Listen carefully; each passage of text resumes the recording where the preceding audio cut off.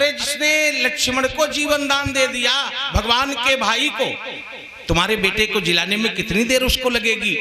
अब सेठ जी को विश्वास हो गया कि देखो पुजारी जी केवल आरती ही नहीं करते, इनको ज्ञान भी बहुत है। पुजारी जी ने और विश्वास दिलाने के लिए कहा, देखो सारे संसार पर राम जी का कर्जा है, लेकिन राम जी इन हनुमान जी महाराज के कर्जी हैं। सेठ जी ने कहा, देखो हम इतने मूर्ख नहीं हैं जो आप कह दोगे कि संसार के मालिक राम जी इनसे कर्जा लिए बैठे, हनुमान जी से कर्जा क्यों लेंगे राम जी, ये कैसी बात कर रहे हो। तो सेठ जी से पुजारी जी कहने लगे, राम जी ने खुद कहा है। बोले राम जी ऐसा कह ही नहीं सकते। बोले कहा है। बोले कब कहा है। बोले बात उस समय की है। पुजारी जी ने कहा अगर नहीं बताएंगे तो सेठ जी को अविश्वास हो जाएगा, इसलिए बताना जरूरी कि राम जी ने कब कहा कि हनुमान जी हम तुम्हारे कर्जी हैं। बोले जिस समय हनुमान जी माता सीता की खोज करने के बाद में आए तो सब लोग गए राम जी के पास, हनुमान जी सबसे पीछे थे। जामवंत जी ने सारा हाल बताया, किसने खोज की। तो जब राम जी ने सुना कि हनुमान जी महाराज जी ने इतना बड़ा काम किया तो राम जी ने कहा जाओ उन हनुमान जी को बुलाओ, उन हनुमान जी के मुख से हम सब सुनना चाहते हैं। तो हनुमान जी को बुलाया, हनुमान जी आए। राम जी ने कहा हनुमान जो कुछ हम सुन रहे हैं ये सब सही है। बोले हाँ सरकार।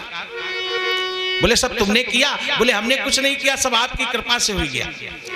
भगवान बोले लंका तुमने फूंक दी और केस हम पर चलाई देना चाहते हो। कहते हो सब आपकी कृपा से हो गया।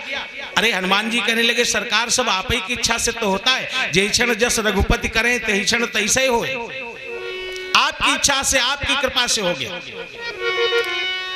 राम जी ने कहा हमने सुना है वो लंका बड़ी विचित्र है।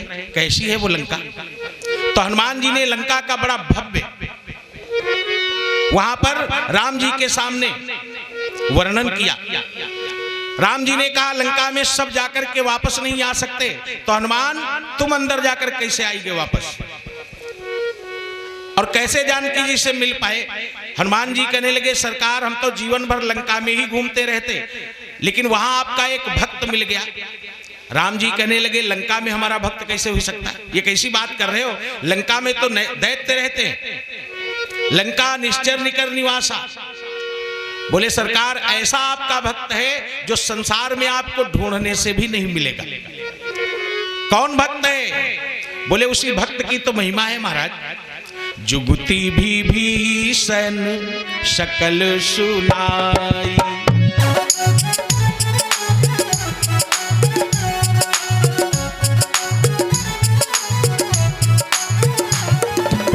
जुगति भी भीषण सकल सुनाई, जुगति भी भीषण चलऊ पवन सुत विदा कराई।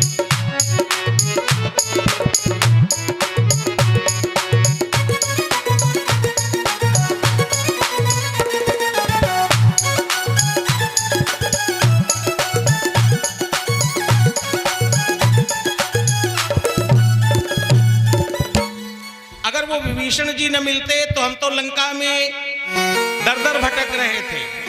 मंदिर मंदिर प्रति कर शोधा, लेकिन मां जानकी नहीं मिली। तो राम जी ने कहा तो लंका में जानकी नहीं रहती। बोले सरकार लंका से बहुत दूर रावण की एक वाटिका है जिसका नाम है अशोक वन, रावण ने वहां माता जानकी को रखा है। तो राम जी कांप गए, इतनी कोमल हमारी जानकी और उस जंगल में तो डर रही होगी अकेले। हनुमान जी ने कहा सरकार कहने के लिए वन है, लेकिन उस वाटिका में ऐसा कुछ नहीं, सारी व्यवस्थाएं हैं, बड़े बड़े सुंदर भवन बने हुए स्वर्ण के, बढ़िया सरोवर हैं जिनमें सोने की चौकियां हैं। रानियां जाकर के लंका के स्नान करती हैं। तो राम जी मुस्कुराए, फिर हमारी सीता भी स्नान करती होगी उस सरोवर में।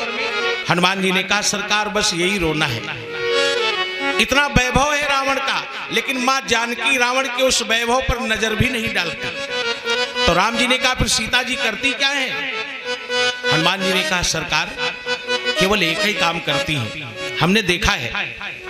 हनुमान जी ने देखा था वृक्ष पर बैठ करके, अशोक वृक्ष पर, कि मां जानकी करती क्या है यहाँ अकेले बैठ करके। बोले निज पद नयन दिए मन राम पद कमल लीन।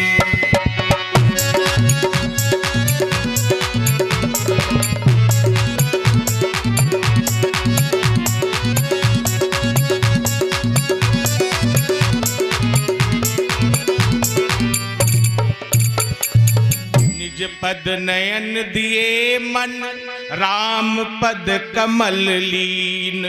परम दुखी भा पवन सुत देख जानकी दीन।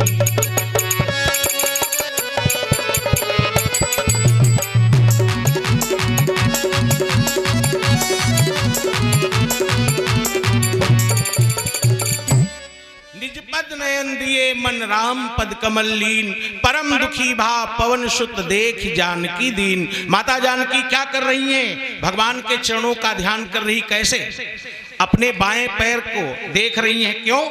क्योंकि जो 24 चरण चिन्ह भगवान के दाहिने पैर में, वही माता जानकी के बाएं पैर में।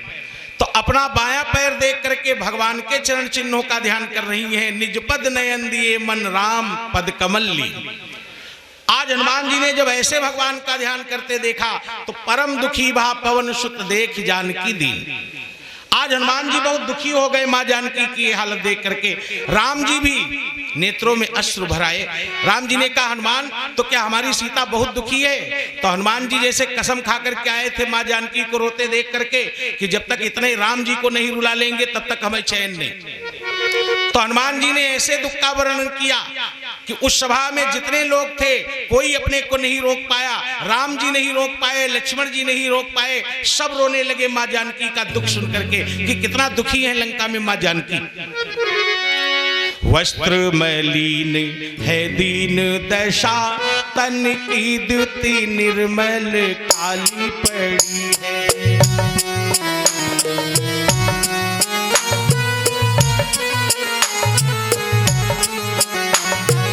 वस्त्र मलिन है दीन दशा, तन की द्युति निर्मल काली पड़ी है।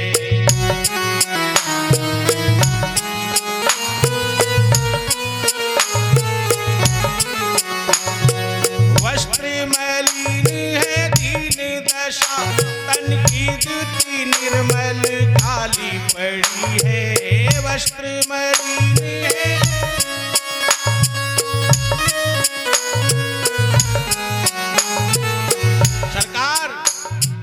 मानो घिरी बधिकों से।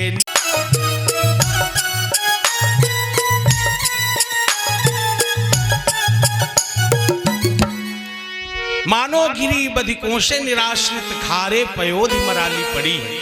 जैसे किसी हंसनी को बहुत से शिकारियों ने घेर लिया हो, अब भाला बर्छी लिए खड़े उसको मारने के लिए। अब वो बेचारी इधर उधर देख रही है, कहीं से निकलने का बचने का कोई मार्ग ही नहीं। वो हाल है मां जानकी का। आज जैसे राम जी ने सुना, सबने सुना, तो सुनि सीता दुख प्रभु सुख ऐना, भरी आए जल राजीव नैना।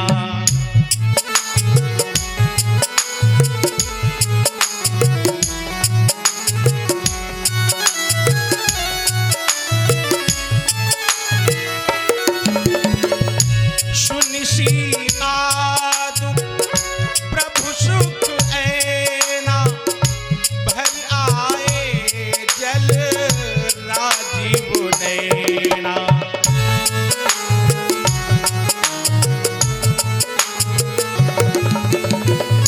सुनि सीता दुख प्रभु सुख ऐना, भर आए जल राजीव नैना। सुनि सीता दुख प्रभु सुख ऐना, भरी आए जल राजीव नैना।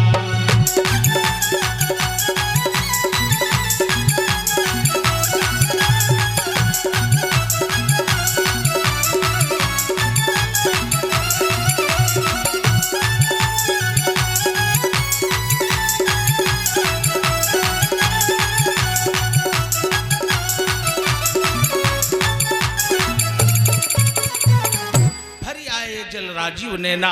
वहीं पर श्री हनुमान जी ने जब भगवान को प्रणाम किया है बंधुओं, तो ध्यान रखना, आज पुजारी जी सेठ जी से कह रहे हैं, वहीं पर राम जी ने हनुमान जी को हृदय से लगाया है और कहा है कि हनुमान जी हम तुम्हारे ऋणी हो गए। प्रति उपकार करऊं का तोरा, सन्मुख होई न सके मनु मोरा। सन्मुख होई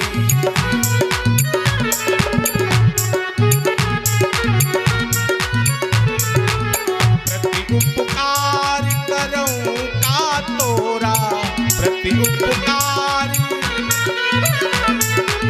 सन्मुख होई न सके मनु मोरा। सन्मुख होई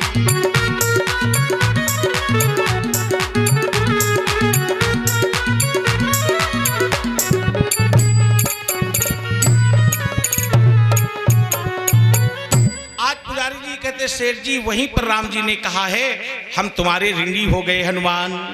तब पुजारी जी को विश्वास हो गया सेठ जी को।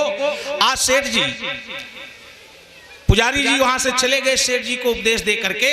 अब सेठ जी देखते हैं धीरे धीरे सुबह के 4 बज गए, लेकिन अभी तक ना तो पत्नी मिली ना तो बेटा जीवित हुआ। सेठ जी ने कहा पुजारी जी हमें लगता उल्लू बनाए चले गए, बेटा मरा हुआ कहाँ जिंदा हो जाए। तो बेटे की लाश ली, अब हृदय से लगाया, गंगा जी के किनारे रोते रोते जा रहे थे कि अब जाए बेटे की लाश को गंगा में बहा देंगे, अब घर चले जाएंगे। पत्नी भी चली गई, बेटा भी, परिवार नष्ट हो गया। इतने में पीछे से आवाज आई सेठ जी। सेठ जी ने मुड़ करके देखा तो पीछे एक बूढ़े महात्मा सफेद वस्त्र पहने खड़े थे। सेठ जी ने मुड़ करके देखा, कहा हाँ बाबा। बोले बेटा हम बहुत दुखी हैं। सेठ जी ने कहा आज इस मेले में दुखी कौन नहीं बाबा, आप क्या दुखी हो, हम खुद बहुत दुखी हैं। बाबा कहने लगे तुम हमसे ज्यादा दुखी थोड़े। तो सेठ जी ने कहा बाबा आपको क्या दुख है। बोले हमारे साथ में एक स्त्री है पीछे खड़ी, इस बेचारी का कहीं पति खो गया, कहीं बेटा खो गया। मेले के हम 10 चक्कर लगा चुके, इस बुढ़ापे में हमसे चला नहीं जा रहा, अब पता नहीं कहां दोनों खो गए। तो अब हम चल नहीं पाएंगे, आप तो जवान हो, आप एक काम करो, इस बेचारी के साथ हम लिए जाए, इसका पति मिल जाए, बेटा मिल जाए, मिलाए देना, और न मिले तो टिकट कटाए इसके घर तक इसको पहुंचाए देना। तो सेठ जी चिल्लाए के रोने लगे। सेठ जी ने कहा बाबा हम खुद बहुत बड़ी मुसीबत में पड़े हैं और तुमने कहां से ये मुसीबत लायक डाल दी हमारे सर। तब तक बाबा उस स्त्री के सामने से थोड़ा हट गए। तो सेठ जी की नजर पड़ी, वो स्त्री जो बाबा के पीछे खड़ी थी वो और कोई नहीं, सेठ जी की सेठानी थी। सेठ जी ने देखा, दौड़ करके सेठानी को हृदय से लगाया, रोने लगे दोनों एक दूसरे को देख करके। बाबा कहने लगे क्या तुम दोनों की जान पहचान है। सेठ जी ने रोकर कहा बाबा ये हमारी ही पत्नी है, हम ही इसके पति हैं। तो कहा आप दोनों लोग मिल गए तो क्यों रो रहे हो। बोले बाबा हम दोनों का एक ही बेटा था और यहाँ पर मेले में लोगों के पैर के नीचे दब करके मर गया। बाबा कहने लगे खूब झूठ बोलते हो, तुम्हारा बेटा तो जिंदा है। ए बाबा तुम्हें दिखाई नहीं देता, तुम बूढ़े हो गए हो, तुम्हारी दृष्टि कमजोर है। कल हमारा बेटा मरा था, कल से इसकी लाश लिए हम घूम रहे। बाबा कहने लगे दृष्टि हमारी नहीं, तुम दोनों की कमजोर है। देखो तुम्हारा बेटा हंस रहा है। अब सेठ सेठानी ने जैसे बेटे पर नजर डाली तो बंधुओं वो मृत बालक जीवित था उनकी गोद में, मुस्कुरा रहा था। बोलिए श्री हनुमान जी महाराज की। अब सेठ सेठानी बेटे का दुलार करने में पड़ गए। अब जब होश आया तो देखा बाबा गायब। तब सेठ जी इधर दौड़े उधर दौड़े, 50 कदम इधर 50 कदम उधर, पृथ्वी पर गिर कर के रोने लगे चिल्लाकर। सेठानी ने कहा अब तो हम भी मिल गई, मरा हुआ बेटा भी जीवित हो गया, आप क्यों रो रहे हो। सेठ जी ने कहा हमने सब कुछ पाकर के खो दिया, सब कुछ खो दिया। जो बाबा तुम्हें लेकर के आया था जानती कौन है? कौन है? बोले वो कोई साधारण महात्मा नहीं, वो श्री हनुमान जी महाराज थे, जिनके मंदिर में रात भर बेटे की लाश लेकर के हम रोते रहे और उनसे प्रार्थना की कि हमारी पत्नी मिल जाए। हमने बेटा जिंदा करने के लिए नहीं कहा, हमने कहा मरा हुआ कैसे जिंदा हो जाए। लेकिन देखो श्री हनुमान जी महाराज कितने दयालु हैं, तुम्हें भी मिला दिया और हमारे मरे हुए बेटे को भी जीवित कर दिया। सेठानी ने कहा तो अब क्या करोगे, रोने से क्या लाभ, घर चलो बढ़िया भंडारा करेंगे, हनुमान चालीसा सुंदरकांड का पाठ करवाएंगे हनुमान जी के नाम से। सेठ जी रोने लगे। कहा सेठानी अब तुम घर जाओ, हम घर नहीं जाएंगे। सेठानी ने कहा तुम कहाँ जाओगे? सेठ जी कहने लगे अगर हम जिंदा रहे तो वापस आएंगे, लेकिन तुम आज से मान लो कि हम मर गए, सेठ जी मर गए। जाओ हमारा बेटा लेकर के, खूब हमने धन कमाया, इसको पढ़ाओ लिखाओ, इसका पालन पोषण करना। सेठानी ने कहा कैसे अकेले हम रह पाएंगे? सेठ जी ने कहा हमने कह दिया तुम मान लो कि हम आज से मर गए। तो सेठानी ने कहा तुम जाओगे कहाँ? सेठ जी ने कहा हम जाएंगे हनुमान जी की खोज में।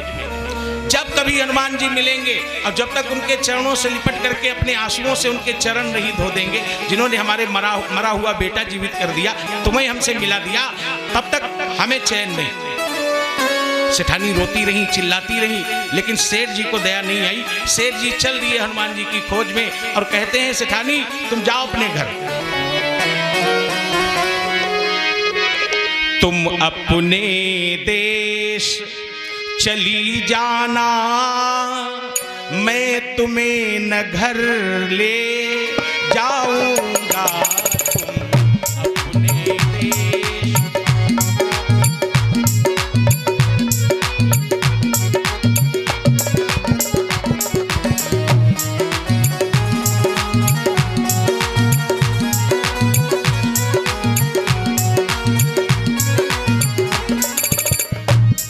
तुम अपने देश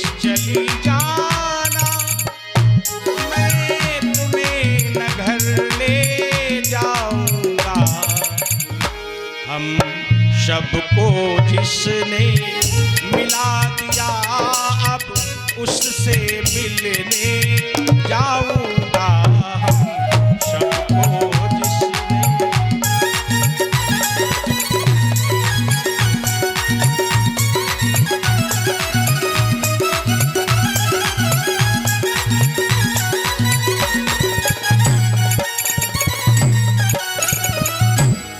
सबको जिसने जिसने मिला दिया उससे मिलने जाऊंगा। और चले गए, आज तक लौट करके नहीं आए। लेकिन बंधुओं हमारे कहने का मतलब था श्री हनुमान जी महाराज सबको मिलाने का काम करते हैं।